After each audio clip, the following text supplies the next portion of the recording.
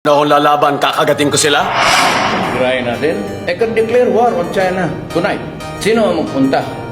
Sundalo ko? Pulis ko? Mamatay lang lahat dyan? Sabi nung, why will I go to war for a battle that I cannot win? Kaintindi ka naman ng Tagalog o Espanyol, hindi ba? Eh, ina mo.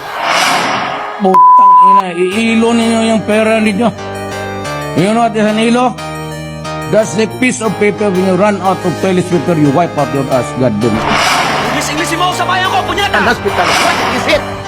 And why is it that United States is not doing anything? I do not read anybody in that stupid body complaining about the strengths there. Huwag kayong maniwala sa matatamis na salita ng mga Amerikano.